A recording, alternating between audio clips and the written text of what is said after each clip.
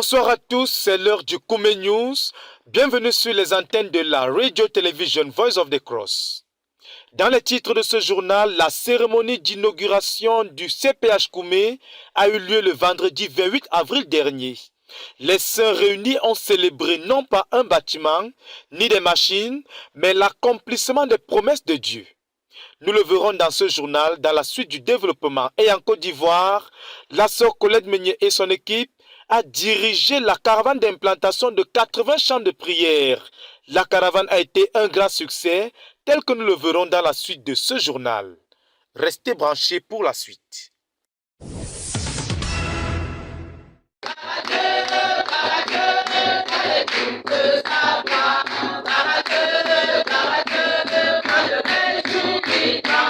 Ce lundi 1er mai 2023 à Koumé, la sœur Esther et son armée ont victorieusement achevé le 14e siège de prière de l'année.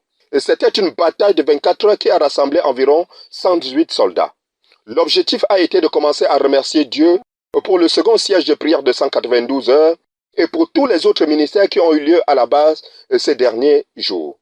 Ils se sont aussi retrouvés pour continuer à crier à l'Éternel pour qu'il renouvelle, reconstitue et équipe les leaders pendant qu'ils continuent de se déployer pour aller de ministère en ministère. Et c'est le dimanche 30 avril à partir de 12 heures que la dirigeante du centre de prière et de jeunes de la conquête du monde a rassemblé ses troupes en vue de lancer les hostilités. Et le premier front de combat a été le ministère du frère Théodore à la méga église du quartier général à Koumé ce même jour. Ils sont sortis de cette confrontation pour commencer vraiment à exprimer leur gratitude à Dieu pour les ministères qui se sont tenus à la base ces derniers temps. Ils ont béni le Seigneur pour la protection sur les participants pendant leur déplacement, pour la présence de Dieu et pour le leader qui a rendu ministère à chacun de ces programmes et pendant plusieurs jours.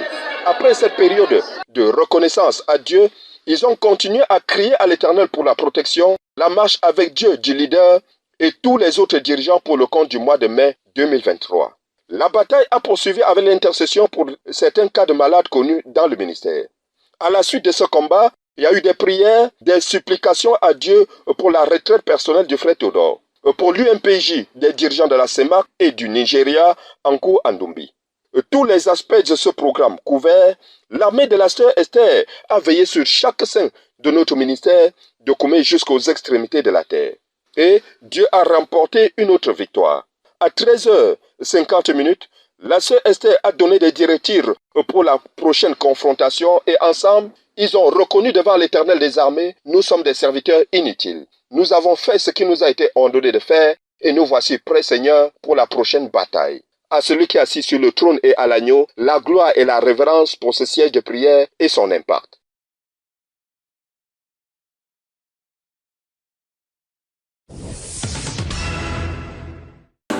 La fornication de négatif, le mensonge de négatif, mais Jésus veut te libérer, la certitude.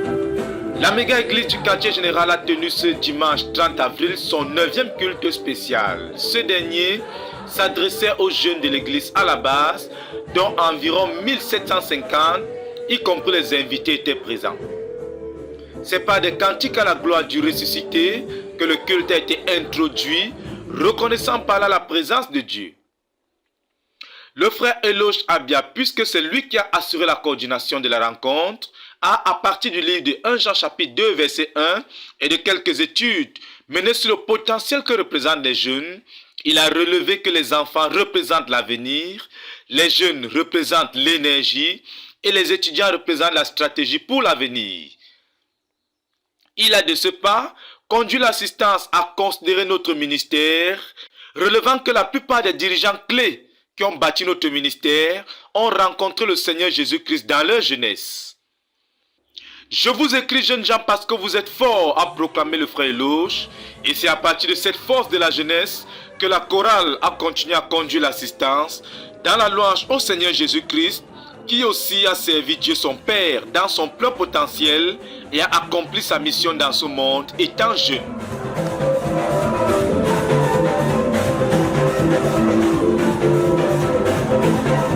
C'est aux alentours de 11h20, après un long moment de célébration, que le frère Théodore Andossé, orateur du jour, a été annoncé par le pasteur Alphonse Tawet. Le leader a tiré le message de l'évangile du livre d'Ecclésiaste chapitre 12, versets 1 à 3, passage s'adressant aux jeunes. De ce passage, le leader a expliqué à son auditoire qu'il y a plusieurs opportunités qui sont perdues dans la vie et pour lesquelles on a du regret. Ce sont les opportunités académiques ratées, les opportunités de famille ratées, les opportunités financières ratées et les opportunités émotionnelles ratées, pour ne citer que celles-là. Et plusieurs personnes ont des chambres secrètes de regret dans leur cœur, a expliqué le leader. Parlant des opportunités académiques, il a relevé que plusieurs sont allés à l'école et ont passé leur temps à jouer ou exhiber leur beauté pour les filles, et que leurs camarades pendant ce temps se sont concentrés sur leurs études. Aujourd'hui, leurs camarades sont des grands hommes et eux ne sont que des débrouillards, a souligné l'orateur. Au niveau de la famille, pour plusieurs, c'est quand leurs parents sont morts qu'ils ont commencé à avoir des regrets pour leur rébellion et leur têtutesse.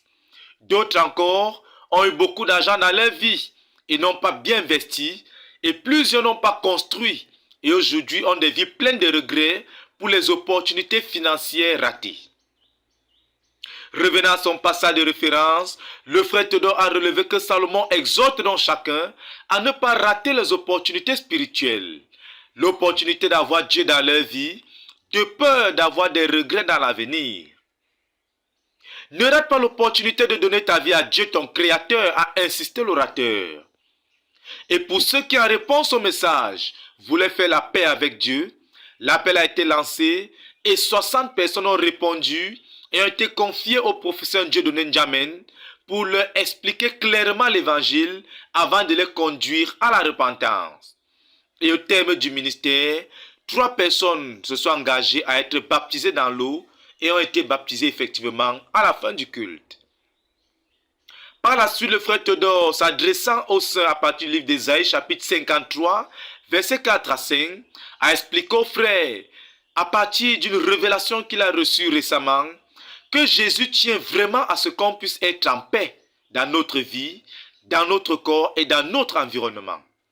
Ainsi, que ce soit les soucis qui nous assiègent, que ce soit tous les problèmes qui nous suivent, les échecs et les interminables soucis dans nos familles, a expliqué le frère Théodore, Jésus tient vraiment à ce que nous soyons en paix.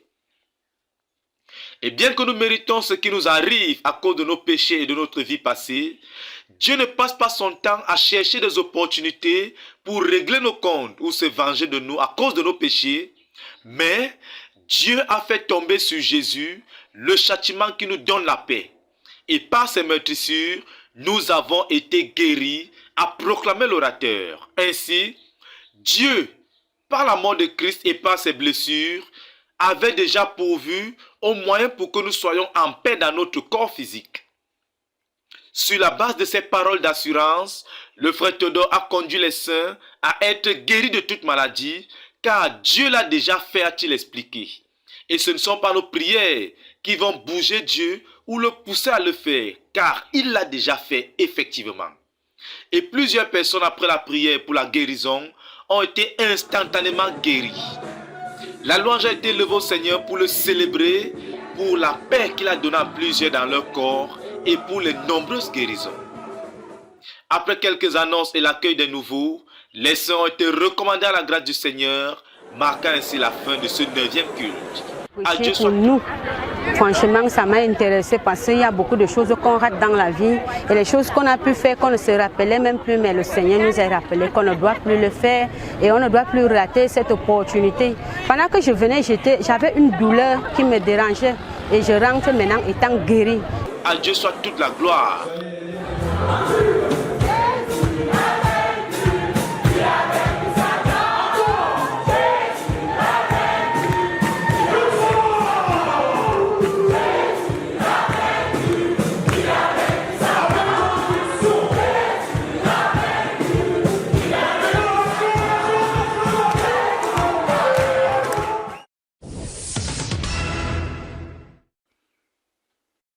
C'est un jour mémorable ici à Koumé ce vendredi 28 avril 2023 qui restera à jamais gravé dans l'histoire de notre ministère comme un jour où s'est accomplie une des nombreuses paroles du Seigneur adressée à notre ministère particulièrement, celle donnée le 15 février 1997 dans la prophétie de Cindy Jacobs. On se souvient que c'était le 11 février dernier que les conteneurs des imprimantes pour le CPH Koumé sont arrivés à la base, soit 26 ans après la proclamation de la prophétie de Cindy Jacobs. Ce 28 avril 2023 est donc un jour de célébration du Seigneur. Et tout l'arsenal musical a donc été mobilisé pour la circonstance. Ainsi, ce jour spécial qui marque l'inauguration et le lancement effectif du fonctionnement du CPH Koumé, c'est le pasteur Nicolas Akoua, directeur du quartier général, qui s'est chargé d'introduire la cérémonie à travers la lecture des extraits de la prophétie au sujet du CPH Koumé, dont plusieurs promesses sont en train de s'accomplir, non seulement à Koumé, avec l'ouverture du CPH, mais aussi dans la ville de Bertoua, où le projet de construction de l'aéroport de Bertoua est en cours, et aussi à l'échelle de la nation camerounaise, qui a en projet la construction d'une autoroute Bertoua-Douala, puisque ce sont là des choses que le Seigneur a promis de faire au travers de ses prophéties. Nous ne célébrons pas un bâtiment, mais plutôt une célébration d'un accomplissement des promesses de Dieu. C'est par ces paroles que le frère Nicolas Akoua a introduit le frère Théodore Andossi. Plusieurs camions transporteront des livres vers l'aéroport et il y aura un aéroport international.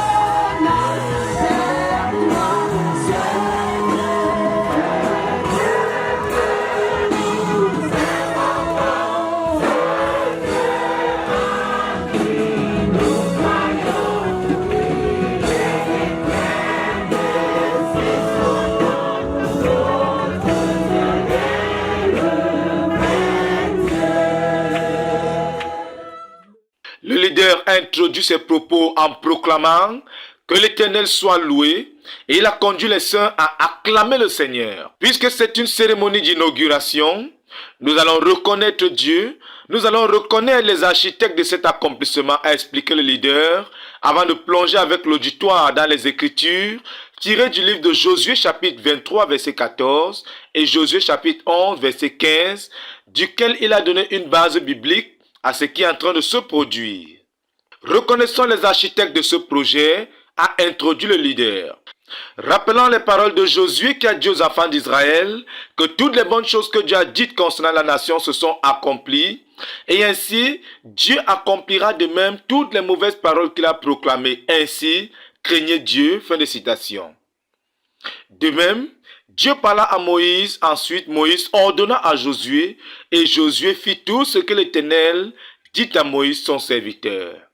Ramenant cela à notre ministère, le frère Théodore a rappelé que Dieu nous a donné beaucoup d'instructions au travers du frère Zach.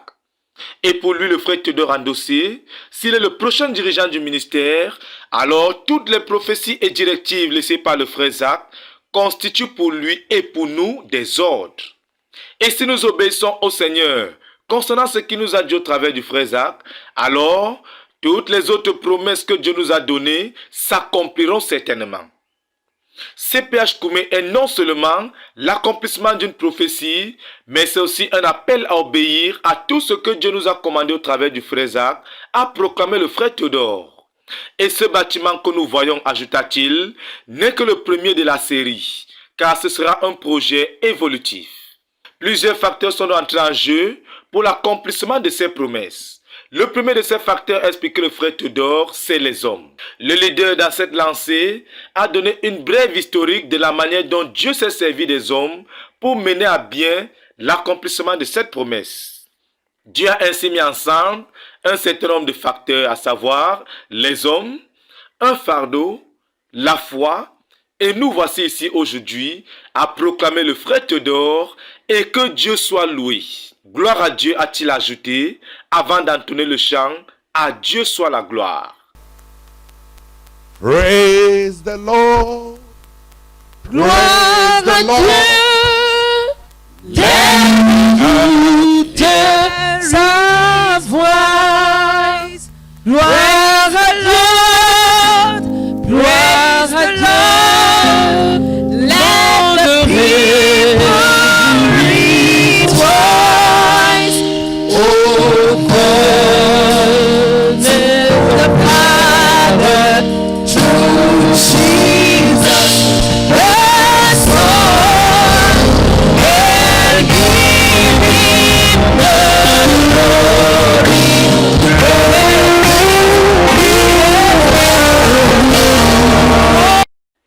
Ensemble, debout, tous les saints réunis ont loué et rendu grâce au Seigneur qui suscite les hommes pour accomplir sa parole. Et ensuite, le leader a invité la sœur Esther Kwanang qui, avec des cris de joie, au son des guitares, des pianos, des cymbales retentissantes, a rendu grâce à Dieu. S'en est suivi la coupure du ruban symbolique, marquant ainsi l'ouverture officielle du CPH Koumé. S'en est suivi le circuit de la visite qui a débuté par la salle de production où les machines ultra modernes du CPH ont été présentées les unes après les autres.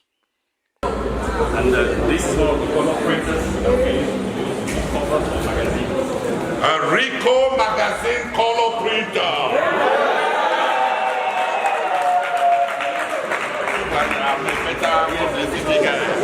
Alléluia. Ce ne sont pas toutes les machines, a précisé le frère Théodore, car il y en a d'autres, mais l'espace n'est pas suffisant. Mais avec les présentes machines, a-t-il expliqué, on peut produire un minimum d'1 million de livres par mois.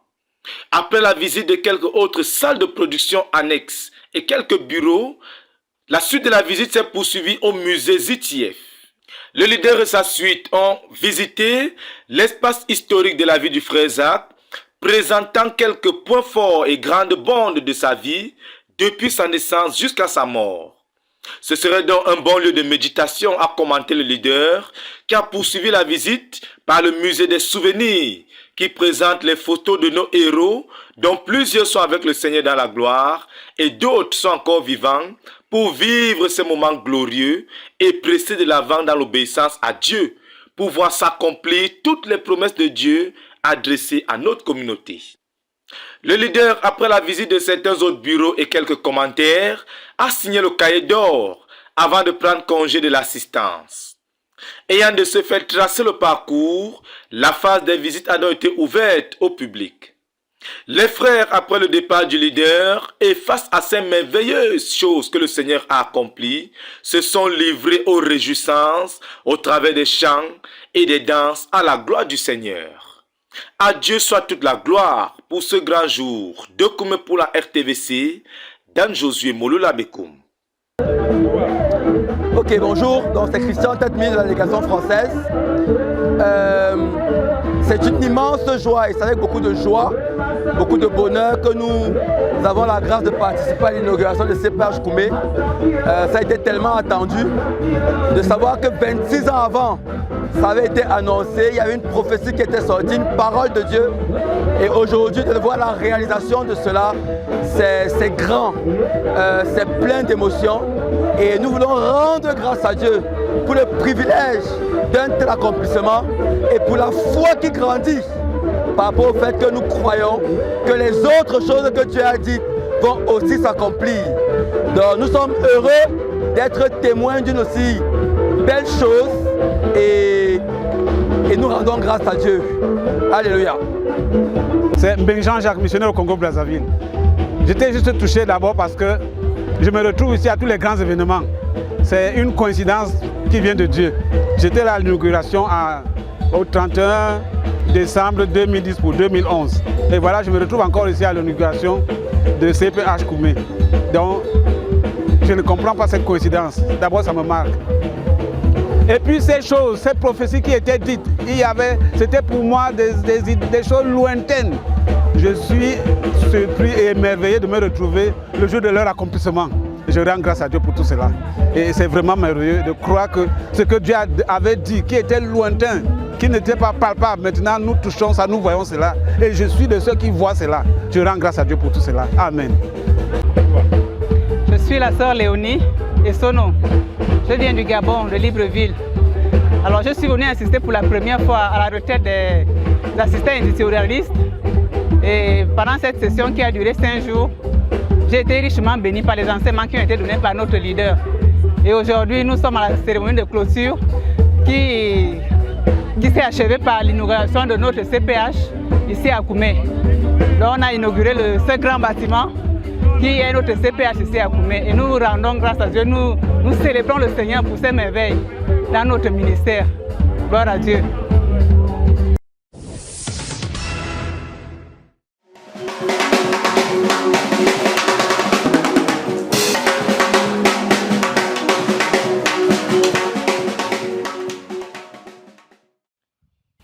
Dimanche 23 avril dernier, le centre de Tindamba a tenu son culte conjoint pour le compte du mois d'avril.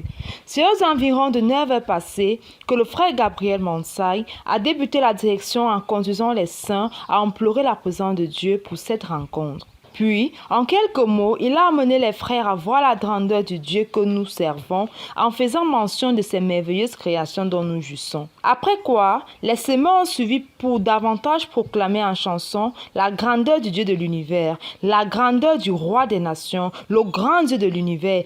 Quel aussi grand Dieu nous servons!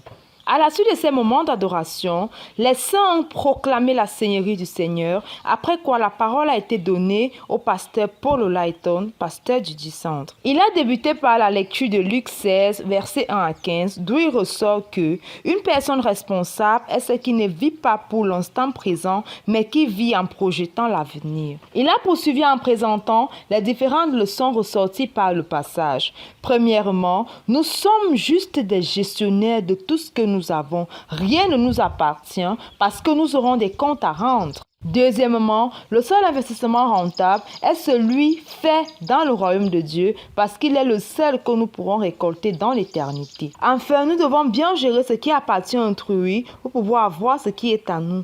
Voilà ainsi résumé la parole de Dieu à son peuple ce jour. Ce culte conjoint rassemblait environ 449 invités et saints quand une personne a donné leur vie au Seigneur Jésus et 7 personnes se sont fait baptiser dans l'eau. Au grand Dieu de l'univers soit toute la gloire pour ce service conjoint du centre de Tindamba, rue de Biloua, RTVC. Comme cela a été annoncé lors du culte des jeunes de la méga-église du quartier général, le séminaire des jeunes sur l'excellence académique a effectivement eu lieu ce lundi 1er mai 2023 à Koumé. Un peu plus de 200 jeunes élèves et étudiants étaient réunis pour ce programme. En effet, le pasteur de la méga-église du quartier général, le pasteur Alphonse Tawet, profitant du passage de certains de nos frères à Koumé, notamment le frère Anissé Fangwa, de l'église à Paris, qui, au travers du travail dur, a excellé sur le plan académique et à qui le Seigneur a ouvert de grandes portes professionnelles à l'échelle mondiale. Ainsi, dès 15h ce lundi, la rencontre a débuté par la prière et les actions de grâce, ainsi que des chants. Après avoir préparé l'auditoire, l'orateur principal, le frère Anissé Fangwa de l'église à Paris, a été invité à prendre la parole. Il a commencé par se présenter, ensuite il a présenté son parcours académique et professionnel. Il a ensuite présenté le fardeau du séminaire, rappelant que sur le plan historique, les pères fondateurs de la science avaient pour objectif d'offrir au monde la possibilité de connaître Dieu au travers de ses œuvres dans la création, puisque jusque-là, la connaissance que le monde avait de Dieu venait de sa parole. Mais malheureusement, à ce jour où la science a beaucoup évolué, la plupart des éminents scientifiques ne croient pas à l'existence de Dieu. D'où le fardeau de gagner à Christ tous les grands scientifiques et intellectuels de ce monde et les ramener à leur Créateur afin que Dieu soit de nouveau le centre de la science dans le monde. Et pour ce faire, a expliqué l'orateur, nous devons produire du milieu des enfants de Dieu des profils exceptionnels à l'échelle mondiale dans la science et toutes les connaissances. D'où le besoin de cultiver l'excellence sur le plan académique. Pour donc présenter aux jeunes présents la clé de l'excellence et ce qui a été l'un de ses secrets, l'orateur s'est sans doute appuyé sur le livre « Un mot aux étudiants » du professeur Zacharias Tanefomom, à partir duquel il a montré que être excellent ne suffit pas, mais il faut avoir un but directeur. À ce niveau, pour rendre les choses pratiques, il a invité quelques jeunes volontaires à venir présenter leur but à eux. Et de là, il a relevé ce qui manquait à ce qu'il a qualifié de simples aspirations et non des buts. Et il leur a montré comment planifier afin que les aspirations et leurs rêves d'avenir soient effectivement des buts réalistes, accomplissables et contraignants pour chacun d'eux. Après cette étape et beaucoup d'autres partages à partir de son expérience, le frère Anissé a demandé à ceux qui ont déjà vu et lu le livre Un mot aux étudiants de se signaler et seuls quelques-uns des étudiants présents l'avaient déjà lu. Et pour permettre à tous ceux qui étaient présents d'acquérir le livre qui coûte 1500 francs CFA, le frère Anissé et quelques dirigeants présents ont subventionné le prix d'achat en sorte que chacun devait apporter une contribution de 250 francs seulement pour acquérir le livre. Avant la distribution des livres, le frère John Bapak, responsable de la Bibliothèque pour la conquête du monde, a exhorté les jeunes sur les bienfaits de la lecture, non seulement pour acquérir de la connaissance, mais aussi pour développer sa mémoire et son intellect. Par la suite, le frère Anissé, orateur principal, a challengé les jeunes à lire ce livre au moins 7 fois. Livre qu'il a lui-même déjà lu 18 fois. À la suite de tout ceci, le livre Un mot aux étudiants a donc été distribué à tous les jeunes présents. À la fin, le frère John Bapak a confié aux jeunes présents que ce séminaire marquait le lancement du séminaire sur l'excellence académique dont la prochaine édition aura lieu en septembre prochain et s'adressera à tous les élèves et étudiants de la ville de Bertois dont les meilleurs seront sélectionnés pour la remise des prix d'excellence au Palais des Congrès à Yaoundé au mois de décembre 2023. Finalement, les actions de grâce ont été élevées au Seigneur pour ce riche entretien. Les jeunes ont été recommandés au Seigneur et une photo de famille a été prise pour garder le souvenir de ce jour qui marque le décollage d'un grand mouvement dans l'église du quartier général et dans la ville de Bertois. Jésus-Christ est Seigneur, amen! Jésus-Christ est Seigneur, amen! Je m'appelle Tawanunga Samuel Amat et je viens de finir le séminaire avec le frère Anissé et je fais la classe de terminale D. Ce que j'ai reçu aujourd'hui, c'est que pour avoir un but, pour réussir dans la vie, pour être excellent académiquement, il faut que j'ai un but bien précis et que j'ai une méthode de travail. Je dois savoir gérer mon temps. Chaque minute, chaque seconde est un temps précieux.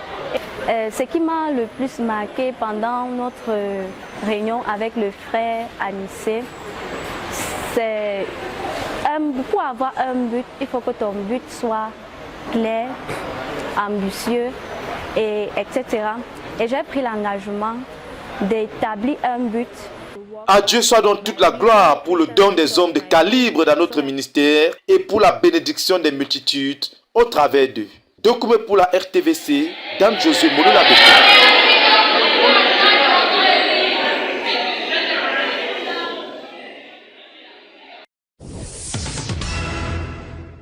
Le pasteur Théodore Andossé, leader de la CMCI, juste après l'inauguration de la CPH Koumé, avait quitté son QG le week-end dernier afin d'honorer son rendez-vous du 29 avril 2023. Venant des quelques coins de la ville et au-delà, ils étaient 149 dirigeants à prendre part à cette rencontre. Les frères venant de l'Allemagne, la France et du Danemark, de passage à Yaoundé, n'ont pas manqué ce moment. Un moment très rafraîchissant autour d'un homme rempli de vie. Il est déjà connu de tous que le leader commence ses réunions par les actions de grâce avant de passer au compte rendu. C'est déjà la réalité. Maintenant, on a Christian Publishing House. Amen. Et hier, moi-même, j'ai déjà vu les machines dans les photos. Et j'ai vu ça dans les conteneurs. Et hier, on a sorti tous les machines là. Ils sont actuellement dans la chambre de production, la salle de production.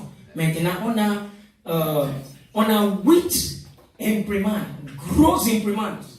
Alléluia. Je ne connais pas si je vous dis Rico 9000, Rico tête, vous ne pouvez pas comprendre. Mais c'est le genre que tu appuies seulement sur l'ordinateur, tatou. Tu mets le papier et tu pars de l'autre côté, tu retires les livres.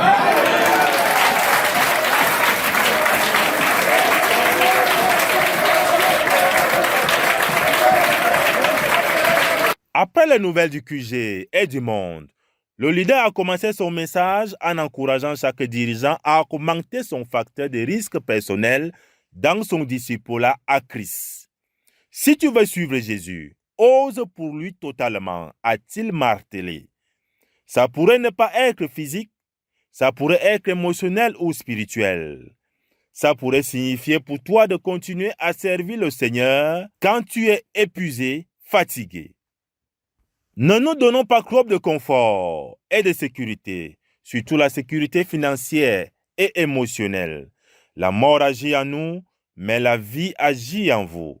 Nous sommes continuellement livrés à la mort afin que la vie puisse vous être donnée. Ça, c'est le chemin du ministère, a-t-il rappelé.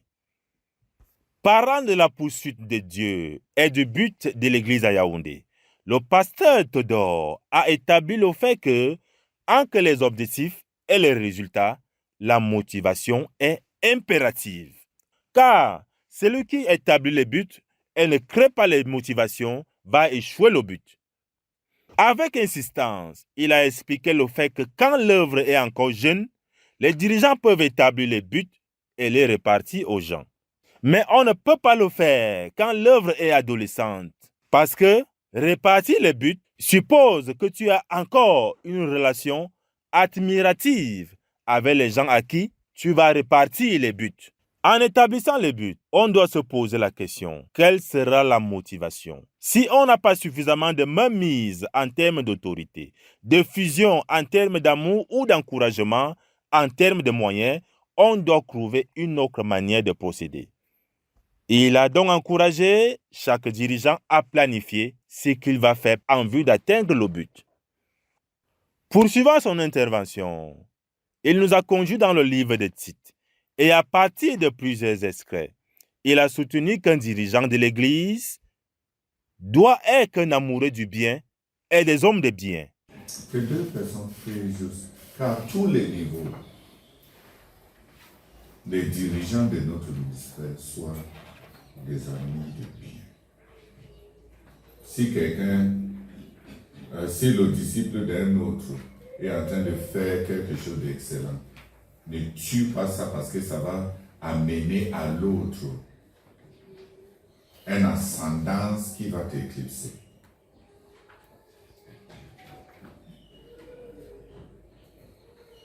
Reconnais le bien. Sois même un sponsor du bien. Sois un parrain de tout bien.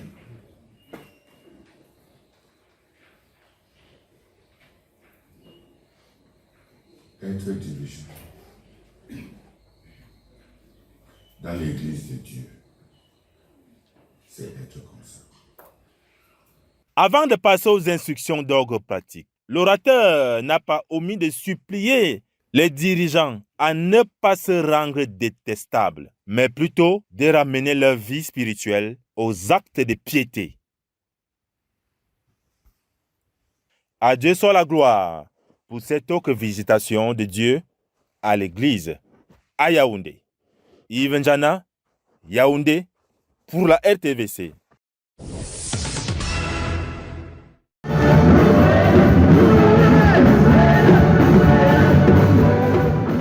Le pasteur Michael Nissomé, après un bref séjour au quartier général, a fait un déplacement pour l'église de Bolova où il a rendu ministère du 28 au 30 avril 2023. En effet, vendredi 28, il a tenu un cours de formation des dirigeants avec les dirigeants d'assemblée, les dirigeants de centre de la ville de Bolova et tous les dirigeants de la province spirituelle du Sud. Samedi 29 avril, à partir de 17h à 21h, il y a eu une campagne d'évangélisation où 600 personnes ont été rassemblées. Après la prédication de l'évangile, le Seigneur a sauvé 50 personnes. Dimanche 30 avril 2023, c'était l'apothéose. Plus de 800 personnes étaient présentes au culte d'ensemble. Après le ministère de la parole, l'homme de Dieu a rendu un ministère de guérison et de délivrance avec beaucoup de manifestations. Nous bénissons le Seigneur pour sa main étendue sur l'église de Bolova. Célébrez l'Éternel car il est bon, car sa miséricorde durera toujours. Yassine Bokalon, RTVC. L'acte 10 de la croisade nationale d'évangélisation était ce week-end à Bouda, capitale départementale de Bamboutos, région de l'Ouest Cameroun, avec près de 140 000 habitants. 3 jours, du vendredi 21 au dimanche 23 avril 2023, c'est le temps qu'a pris l'évangéliste international Joseph Ngandeu pour annoncer la bonne nouvelle du royaume aux habitants de Bouda. Le programme de 3 jours s'est tenu au parking du stade municipal de Bouda. Placé sur le thème « Jésus sauve, guérit, délivre » et bénit parfaitement car tout est accompli. L'évangéliste s'est attelé sur ce thème pour libérer la parole de Dieu portant sur l'œuvre de la croix aux populations de Bouda. La moisson était abondante. Près de 120 miracles de salut ont été enregistrés en 3 jours. On dénombre également 16 personnes restaurées au Seigneur et dans le ministère. 50 miracles de guérison instantanée, 70 délivrances authentiques. La présence de Dieu était manifeste au point d'attirer les passants au lieu de la croisade. Environ 130 livres intitulés « L'amour et le pardon de Dieu » et « Disciples coûte-coûte » ont été gratuitement distribués aux convertis et personnes restaurées. Cette 10e sortie était animée par la grande chorale des semeurs de la CMCI Bafoussam, Chang et Bouddha. Cette merveilleuse équipe ont fait descendre Dieu sur le site pendant les 3 jours de la croisade. Il faut dire que l'équipe préparatrice de cette croisade a investi plusieurs jeunes allant de 3 à 21 jours avec une croisade de prière pour le succès de cette campagne. Au terme de cette 10e croisade satisfait, le pasteur Armand, leader de l'œuvre à Bouddha, nous livre les stratégies de suivi. Pour conserver la moisson, nous nous sommes organisés de telle sorte que les jeunes convertis soient repartis en quartiers, c'est-à-dire les différents quartiers d'où sont venus les jeunes convertis ont été redonnés, assignés à des frères dans l'assemblée qui vont, après la campagne, les suivre. Et dans notre fiche de décision, nous avons demandé aux jeunes convertis de préciser s'ils voulaient des enseignements à domicile, des études bibliques à domicile ou ailleurs.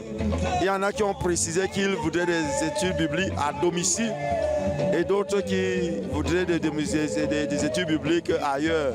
Et quand ils disent ailleurs, nous avons proposé l'église ou les assemblées. Très satisfaits de cette campagne d'évangélisation. Vous voyez, là, nous sommes en train de plaider que cette croisade vraiment laisse un grand impact dans la ville de Bouddha.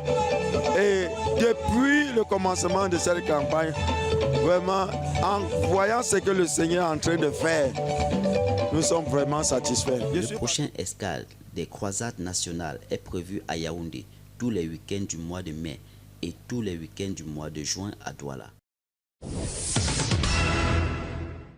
Du 22 au 23 avril dernier, l'église au Ghana a tenu sa 4e édition de la retraite des enfants profil à Accra.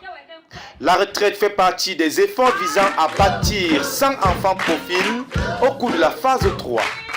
Le nombre de participants quotidiens a varié entre 135 et 186 membres. La sœur Betty Lekunze, missionnaire numéro 2 de notre œuvre au Ghana, et l'une des oratrices de la retraite, a parlé de l'importance et de la place des enfants dans notre œuvre. Elle a expliqué à partir du livre de Matthieu chapitre 18 verset 1 à 4 que les enfants devraient faire l'objet de la plus grande attention dans l'église. Tout dirigeant sérieux, a-t-elle dit, doit être conscient du fait que l'avenir de l'église repose sur les enfants et devrait donc investir en les enfants. Cela a conduit à prier pour que les ministres aux enfants reçoivent une révélation de l'importance et du rôle critique des enfants et qu'ils les enseignent avec un sens de privilège.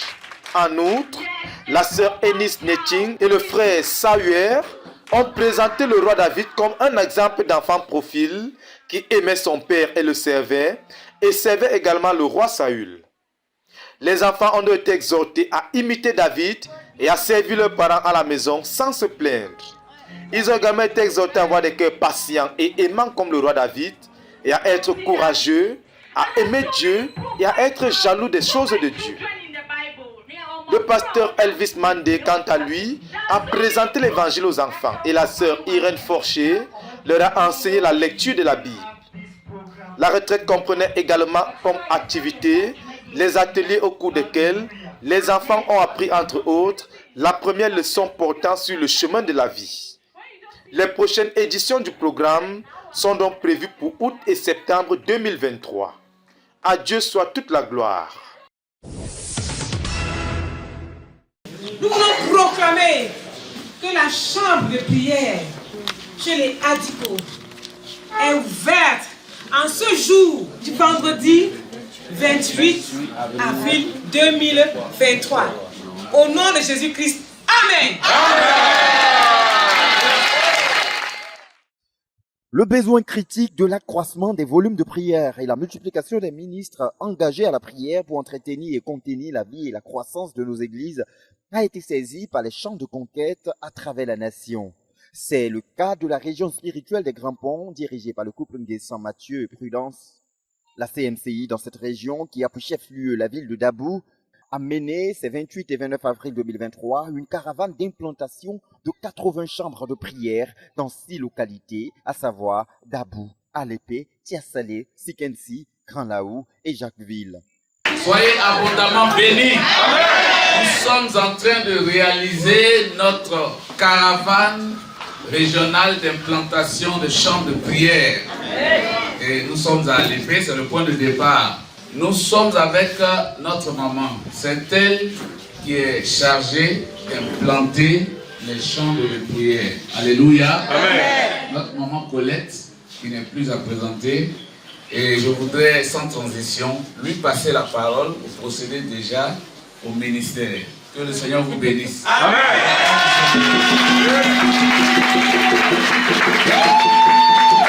Une bonne et joyeuse nouvelle pour l'œuvre qui répond à l'un des fardeaux actuels portés en prière et en action par la sœur Colette Meignier, qui avec son équipe travaille activement ces derniers jours pour susciter de plus en plus de prières et de ministres de prière permanents, proportionnellement à l'étendue et au développement sans cesse croissant que connaît l'œuvre en Côte d'Ivoire.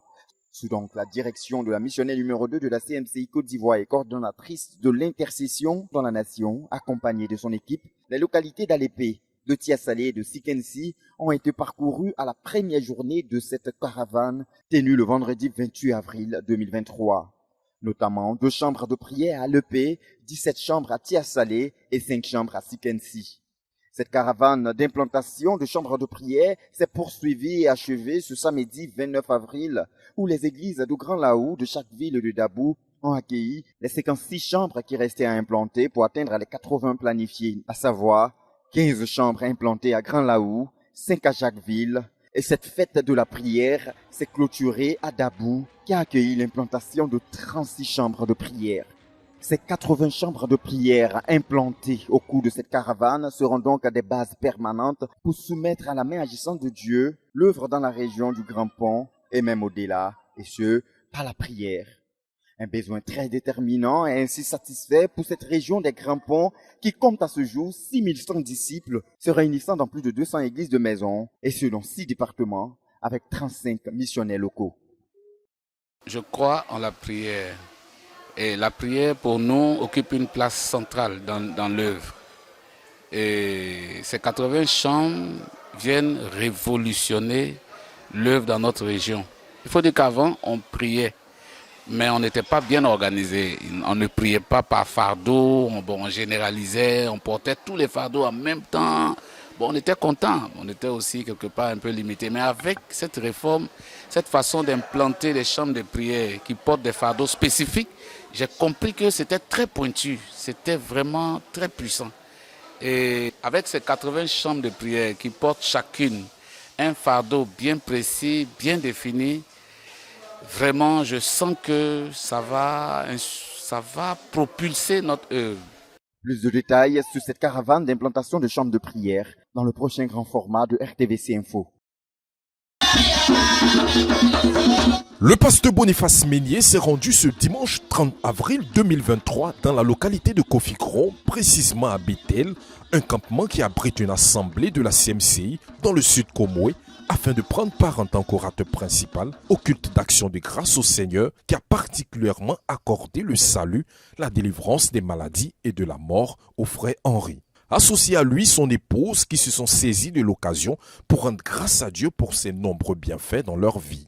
Une belle fête à caractère évangélique qui a réuni plus de 530 personnes, principalement la délégation du pasteur Meignier, les principaux dirigeants du Sud Komoué, tous les saints de l'église de Kofikro, les amis et connaissances du couple. Un moment favorable pour le pasteur Meignier de présenter aux invités le message du salut à travers une riche prédication sur la vraie repentance. Message auquel 58 âmes ont répondu favorable en décidant de véritablement suivre Jésus. La louange, la vente pastorale, suivie de la distribution gratuite des livres aux nouveaux convertis et surtout le déjeuner suffisant et garni pour tous les invités ont tout aussi rendu belle et agréable cette célébration à l'Éternel. Dans l'œuvre au Rwanda, une retraite de 3 jours s'adressant aux jeunes a été organisée du 12 au 14 avril 2023 à la base nationale de l'œuvre à Kibagabaga dans la ville capitale. Le thème de la retraite était « Disciples de Jésus en tant que jeunes », thème autour duquel étaient axés tous les enseignements et les autres activités qui ont meublé cette retraite. Ainsi, le premier jour, le frère Epier a entretenu les jeunes sur le secret de la réussite au niveau scolaire et académique et dans la relation avec Jésus. Dans la suite, le pasteur Jean Degou, missionnaire numéro 1 de l'œuvre au Rwanda, a présenté aux jeunes à partir des Écritures le chemin du salut en Christ et leur a montré comment y marcher. S'en est suivi la phase de questions en rapport aux enseignements reçus, partie dirigée par le frère Samuel Tané, qui a ensuite conduit les jeunes, suivant le message, à se reconsacrer à Dieu en renouvelant leur engagement au Seigneur Jésus. Un atelier sur la musique a été également organisé par le frère Bizo, qui a animé cet atelier et a instruit les jeunes sur la signification biblique de la musique et son importance selon les Écritures. Un autre orateur de cette retraite a été le pasteur Joseph Ngande, dirigeant des jeunes et des étudiants de la CMCI, qui a rendu ministère via la plateforme Zoom, rappelant aux jeunes qui constituent la colonne vertébrale de l'Église, les invita par là à investir leurs dons et leurs talents au service de Dieu. À la suite du frère Joseph Ngande, le pasteur Jean Degou a entretenu les jeunes sur la question de savoir pourquoi nous devons servir le Seigneur. Ainsi, pour montrer aux jeunes de façon pratique comment ils peuvent servir Dieu avec les outils modernes de la génération, ils ont été enseignés sur les réseaux sociaux et leur impact négatif lorsqu'on s'en sert mal. Ils ont également appris comment s'en servir pour répandre l'évangile. Au total, 65 jeunes sont venus de 4 provinces de la nation rwandaise et ont pris part à cette retraite. 59 ont été restaurés au Seigneur Jésus et 8 ont été baptisés dans l'eau. Chacun est parti de la retraite avec un travail pratique à faire. À Dieu soit toute la gloire pour cette révolution parmi les jeunes dans notre œuvre au Rwanda. Yassine Bekolor, RTVC.